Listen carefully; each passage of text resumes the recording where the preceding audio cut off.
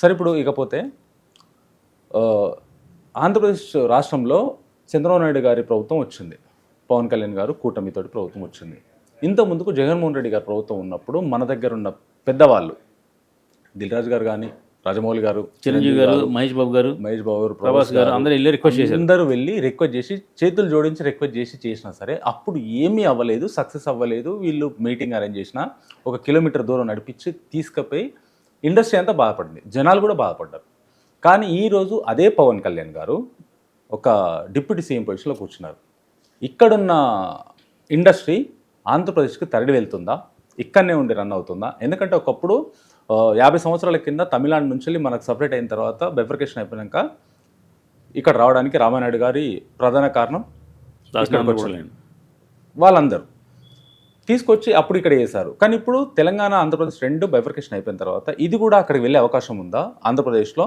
లేకుంటే ఇక్కడనే ఉండి రన్ చేస్తున్నారు? ఏం జరగబోతుంది? ఒక చిన్న క్లారిఫికేషన్ మీకు అర్థం అవుతుంది ఏంటంటే, మద్రాసులో మనం ఉన్నప్పుడు తెలుగు తమిళ్ అండి, వాళ్ళు తమిళ వాళ్ళు మన తెలుగు వాళ్ళం. అవును.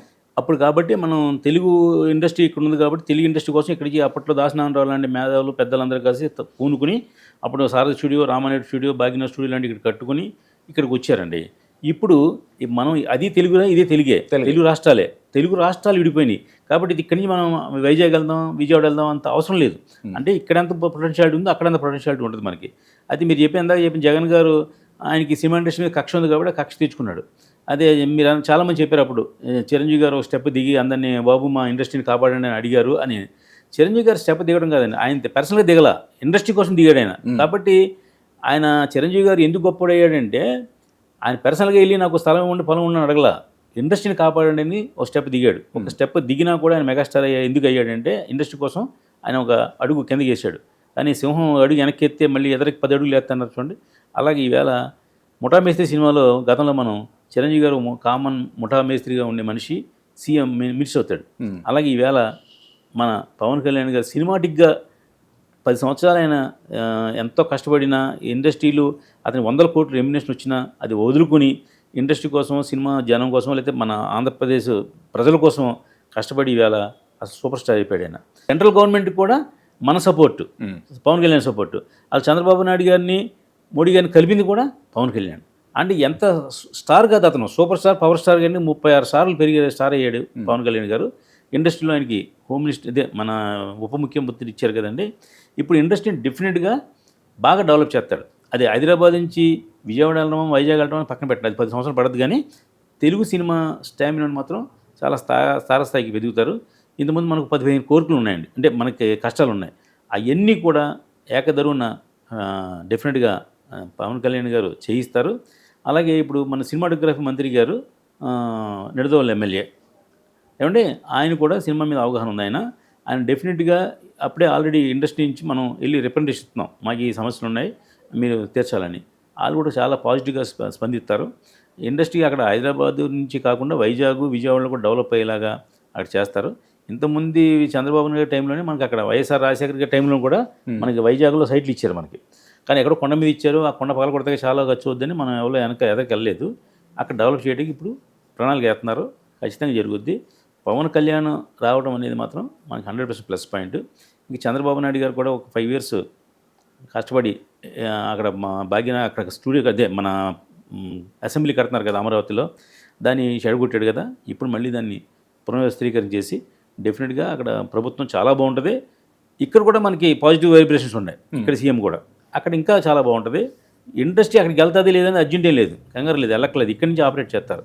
ఆంధ్రాకి వచ్చే రెవెన్యూ ఆంధ్రాకి వస్తుంది. ఇప్పుడు మన జిఎస్టీ ఉంది కదండి, జిఎస్టీలో 50% ఆంధ్రాకి వెళ్తుంది. అక్కడ షూటింగ్, అక్కడ వచ్చిన కలెక్షన్కి, తెలంగాణ వచ్చిన కలెక్షన్కి ఇక్కడ తెలంగాణ గవర్నమెంట్కి వెళ్తుంది జిఎస్టీ 9%. కాబట్టి ఇండస్ట్రీ బాగుంటుంది. చంద్రబాబు నాయుడు గారు, పవన్ కళ్యాణ్ గారి టీం మాత్రం మన అన్ని సినిమాని బాగా గుర్తిస్తారు. సరే ఇప్పుడు ఆంధ్రప్రదేశ్లో వీళ్ళకి ఫిలిం ఇండస్ట్రీ నుంచి ఎలాంటి కండిషన్స్ అడగబోతున్నారు, ఎలాంటిది రిక్వెస్ట్ చేయబోతున్నారు, ఏం చేయబోతున్నారు? అది ఇప్పుడు మనం ఆల్రెడీ అంతకుముందు ఇచ్చిన ప్రపోజల్ ఉందండి.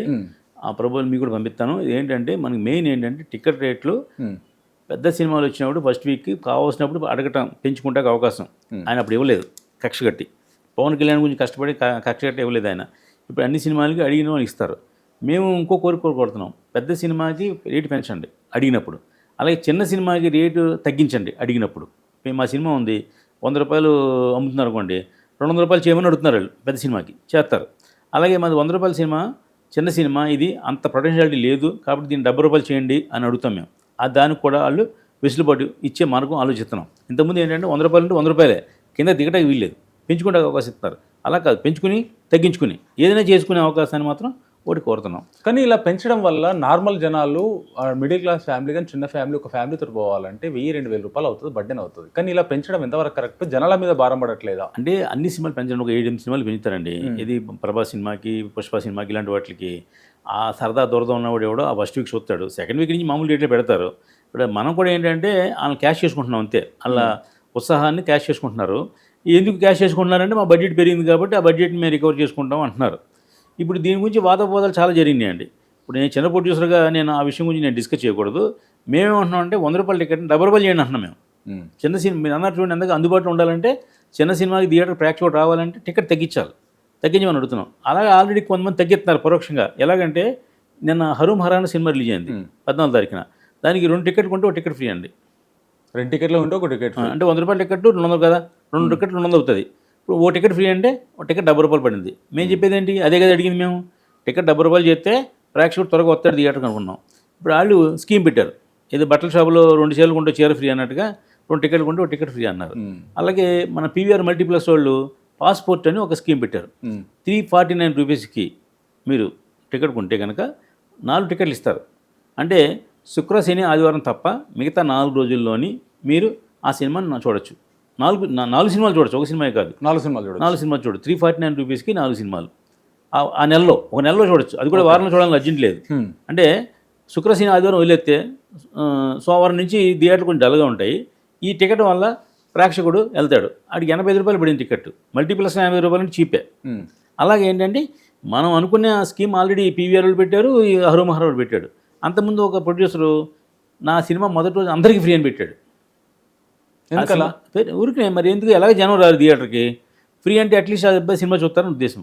వాళ్ళ అబ్బాయి హీరో, అతను ఆ సినిమా వైజాగ్లో తీసేయాలండి, సినిమా పేరు మర్చిపోయాను, చెప్తాను మీకు. ఆ సినిమా సక్సెస్ అయింది. మనుషు అన్ని భారతదేశం, హైదరాబాద్ కాదు, ఆంధ్రప్రదేశ్లో అన్ని చోట్ల ఫుల్ అయింది సినిమా. ఫ్రీ కదా, వెళ్ళారు. మళ్ళీ మ్యాట్ని నుంచో సెకండ్ షో నుంచో టికెట్ పెడతారు, తగ్గుద్ది.